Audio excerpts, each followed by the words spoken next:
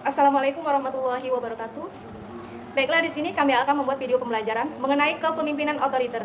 Sebelumnya, perkenalkan, saya Putri Damayanti dengan NIM 2020143656 sebagai moderator, dan anggota kelompok saya yang pertama yaitu Rini Puspitasari dengan NIM 2020143664 dan Revi Mariska 2020143672. Baiklah, di sini kami akan menjelaskan tentang kepemimpinan otoriter. Pemateri yang pertama yang akan dijelaskan ini Puspitasari mengenai pengertian kepemimpinan otoriter dan tipe-tipe kepemimpinan otoriter. Dan pemateri kedua yang akan dijelaskan oleh saya sendiri yang akan menjelaskan tentang ciri-ciri kepemimpinan otoriter dan sikap perilaku otoriter. Dan yang terakhir yaitu Revi Mariska yang akan menjelaskan tentang kelebihan dan kekurangan dari gaya kepemimpinan otoriter. Baiklah, untuk lebih jelasnya, pemateri yang pertama yang akan dijelaskan oleh Rini Puspitasari yang akan menjelaskan tentang pengertian kepemimpinan otoriter. Kepada Rini Puspitasari, saya persilakan. Baiklah, saya Rini Puspitasari. Di sini saya akan menjelaskan pengertian kepemimpinan otoriter dan tipe-tipe kepemimpinan otoriter. Kepemimpinan otoriter adalah kepemimpinan yang bertindak sebagai diktator terhadap anggota-anggota kelompoknya. Baginya, memimpin berarti memaksa dan menggerakkan kelompok. Apapun yang diperintahkan harus dilaksanakan sepenuhnya. Ia bertindak sebagai penguasa dan tidak dapat dibantah. Untuk mempertahankan otoritasnya, ia menggunakan ancaman dan hukuman. Tipe-tipe kepemimpinan otoriter ini yaitu bekerja keras, tulus, teliti, dan terorganisasi dengan baik. Ia bekerja menurut peraturan-peraturan yang berlaku secara ketat dan perintahnya harus ditaati. Baiklah, itu saja penjelasan dari saya. Terima kasih. Baiklah, selanjutnya saya sendiri yang akan menjelaskan tentang ciri-ciri kepemimpinan otoriter. Yang pertama yaitu memegang kewenangan mutlak, bersikap adigang dan adigung dan adiguna. Dan yang kedua yaitu kuasa dipusatkan pada diri pemimpin. Dan yang ketiga yaitu merumuskan ide sendiri, rencana dan tujuan. Dan yang keempat yaitu memilih kebijakan sendiri. Dan yang terakhir yaitu menetapkan keputusan sendiri. Selanjutnya yaitu sikap tipe perilaku kepemimpinan otoriter. Yang pertama yaitu mementingkan tugas dibandingkan pendekatan kemanusiaan. Yang kedua yaitu memaksakan bawahan untuk patuh dan menuntut kesetiaan mutlak. Dan yang ketiga yaitu memaksa, mengancam, menghukum atau mengintimidasi kepada anak buahnya. Dan yang keempat yaitu serba instruksi dan perintah. Dan yang kelima yaitu kasar dalam pikiran, perasaan, dan perbuatan. Yang keenam yaitu kaku dalam pergaulan terutama kepada anak buah. Dan yang ketujuh yaitu mencari perhatian ke atasan kalau ia memimpin tingkat dini dan menengah. Dan yang terakhir yaitu lebih banyak kritik daripada memuji bawahan. Oke, selanjutnya yaitu penjelasan dari Revi Mariska yang akan menjelaskan tentang kelebihan dan kekurangan dari gaya kepemimpinan otoriter. Kepadanya saya persilakan. Saya Revi Mariska. Di sini saya akan menjelaskan kelebihan dan kelemahan dari tipe kepemimpinan otoriter. Kelebihan dari tipe kepemimpinan otoriter yang pertama, seorang pemimpin yang otoriter dapat mengambil sebuah keputusan dengan cara tepat. Artinya, jika sebuah perusahaan itu mendapatkan sebuah masalah, kepemimpinan otoriter tidak memerlukan bantuan dari bawahannya. Yang kedua, tipe kepemimpinan otoriter ini dapat melakukan pengawasan dengan cara bebas, artinya tidak ada yang melarang pemimpin tersebut dalam melakukan pengawasan. Kelemahan dari tipe kepemimpinan otoriter, yang pertama, keberhasilan dalam sebuah perusahaan yang dicapai itu atas dasar ketakutan bawahannya terhadap atasannya, bukan keberhasilan yang dilakukan secara bersama-sama. Yang kedua, disiplin. Artinya, seorang bawahan yang memiliki pemimpin yang otoriter harus disiplin. Jadi, ketika mereka tidak disiplin, mereka akan selalu dibayangi atau ditakut-takuti oleh pemimpin yang otoriter karena mereka akan diancam mendapatkan hukuman yang keras atau bahkan mereka bisa saja dipecat oleh atasannya. Yang ketiga, pemimpin yang otoriter tidak memerlukan musyawarah. Artinya, pemimpin otoriter ketika mengambil sebuah keputusan dia tidak ingin melakukan musyawarah. Yang keempat, inisiatif dari bawahannya itu dibatasi, artinya bawahannya tidak bisa secara bebas mengeluarkan pendapat yang mereka miliki.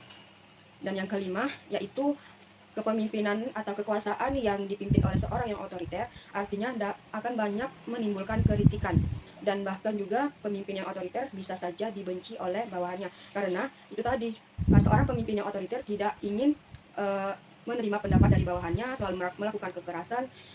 Dan mungkin itu saja yang dapat saya jelaskan dari kelemahan dan kelebihan tipe kepemimpinan yang otoriter. Baik, di sini saya akan menjelaskan salah satu tokoh yang memiliki sifat atau memiliki tipe kepemimpinan yang otoriter, yaitu pada tokoh Presiden Soeharto.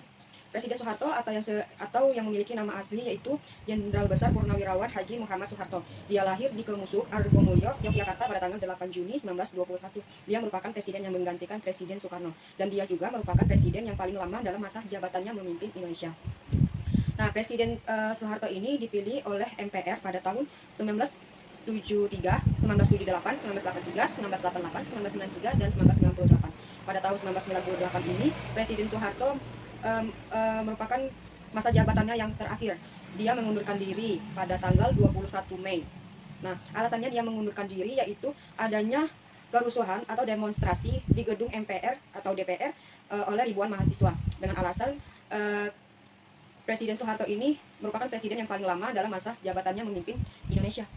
Awalnya pada kepemimpinan Presiden Soeharto ini dia menunjukkan sikap atau sifat yang baik dan juga menimbulkan sikap yang sederhana, dan juga dia memiliki sifat yang berani, tahan mental, kuat dalam menghadapi sebuah permasalahan, dapat mengambil keputusan dengan baik dan tepat. Nah, pada masa Orde Baru mulailah terlihat tipe kepemimpinan Presiden Soeharto ini yang otoriter, karena dia menyuruh sejumlah besar kursi pada lembaga kepemimpinan perwakilan rakyat Indonesia ini diberikan ke militer. Nah, bahkan tentara Indonesia dan juga pegawai negeri di Indonesia hanya dapat menyumbangkan 1 suara saja pada partai, yaitu partai politik yang disebut dengan Partai Golkar. Nah, pada masa Orde Baru ini juga Presiden Soeharto menunjukkan sikap yang angkuh, tidak seperti di zaman-zaman yang sebelumnya. Dia yang baik, pemimpinan yang ramah. Nah, pada masa Orde Baru ini dia menunjukkan sikap yang angkuh, dan dia melakukan bawahannya itu seperti alat-alat organisasi, yaitu seperti mesin, dan dia tidak menghargai harkat dan martabat bawahannya, dan dia banyak mempengaruhi rakyat Indonesia dengan cara yang tidak baik. Mungkin itu saja salah satu contoh tipe kepemimpinan yang otoriter. Saya akhiri dengan ucapan terima kasih.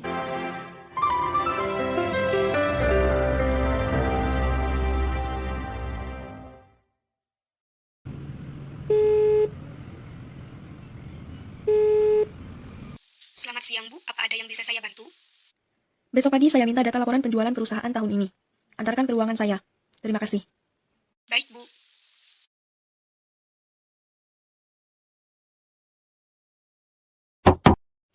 Silakan masuk.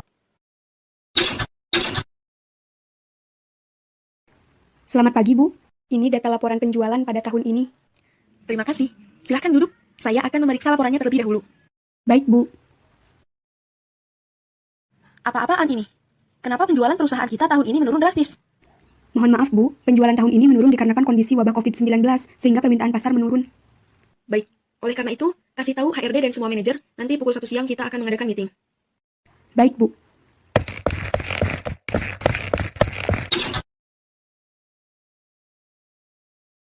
Selamat siang semuanya. Langsung saja, dikarenakan penjualan perusahaan kita menurun drastis, saya telah membuat aturan baru yang harus dipatuhi oleh semua karyawan dan berlaku mulai Senin depan. Peraturan barunya yaitu, yang pertama, karyawan wajib hadir 30 menit sebelum jam kerja. Yang kedua, karyawan hanya boleh 2 kali izin dalam 1 bulan. Yang ketiga, karyawan wajib lembur 2 jam selama 3 hari dalam 1 minggu. Apakah dapat dipahami?